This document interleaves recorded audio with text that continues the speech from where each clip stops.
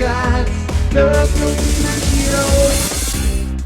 Hello everybody, I am doing my very first review of Super7's ThunderCats Ultimates, and I'm starting with Wave 1 that we got a few years ago, I think. I don't remember, it's been so long. But I thought with Wave 2 and Wave 4 arriving, I'm going to start talking about those figures myself and just give a quick look at what I think about them and where we've come from since the Mattel days. Okay, so there's quite a difference between these two. Obviously this is the first Mattel one that was released a very long time ago, and then this is the Super7 one, and I prefer this obviously. It's fancier, look at that shine, eh? It's nice. One thing I think a lot of people are happy with is the fact that they've used the correct logo.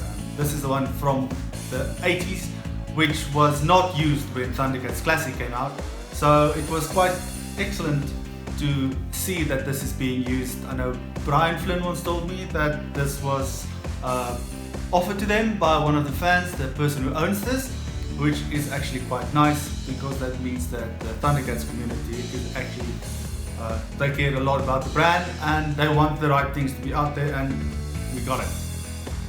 So you might have noticed that this is only on Wave 1 and not on Wave 2 onwards, but this is quite classic in the sense that this was the original artwork that came out back in the day.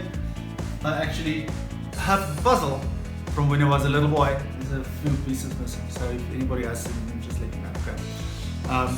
But this was the original artwork and it's on the back of the box, which is awesome. So we've got Lionel here. He is obviously the main character. He is from the first wave. This is not the sword that came with him. This is basic now. As you can see, there's quite a difference. The eye wasn't showing in there properly. The paint wasn't too crisp. The ear or whatever this backside of the jaw didn't show up as it should have. So this is from my Java, one of my extras, but it was fixed with a reissue that was just released now. One thing that I love about this guy is his awesome claw shield. Well, you've got the option. You can show him like this with what he came with Mattel, or whether this is leather or metal, doesn't matter. I know it reflects, that's all that's important. If you've got Mama nearby, just show him your claw shield and we'll sort it. I'm not going to go too much detail about the articulation. There's nothing different from what we've got before. We've got the basic articulation. One thing, obviously, this is wrong. It shouldn't have been like this, and I hope we're going to get, well, we are going to get with mirror Lino, it's going to be fixed. So I hope that we get a different version of Lino, a variant in the future, so that we can actually have a pinless version of the Lord of the ThunderCats. And even if it is someone like the Coronation Lino, where he's got the little cape on and the crown, I hope that we're able to take it off and then just be left with this type of figure, which is what we all want. I mean, if you've got Wave 3 and Wave 2 and Wave 4 by now, you'll know that these guys actually stand out because of their pins. They look quite different, and the pinless figures look fantastic. So, well, we hope we're gonna get it. He also came with awesome accessories, and if you don't have this one, you should have gotten it. It's got the Book of Omens. First time this is made in plastic. Yay! We've got this. We've got some hands. We've got different choices of his claw shield. This fits in perfectly. No, that doesn't, not all the way. It's not perfect. Could be.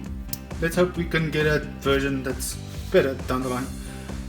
This one actually works much better. You see, this is a cartoon one, so you can actually still put your Sword of Omens in there. It's got a little hole in there to fit in, and this little clasp thingy on the back. It just fits on like that. Color wise, I like it, it's vibrant, and it's also got this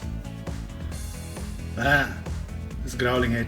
Now I like this one more. This is cool. I know a lot of people like this and prefer to display him with this rather vicious angry head. I like to use him on my Mattel Lino. paint on this one is rather good. I know people were concerned with the red between his eyes. It's actually quite lovely.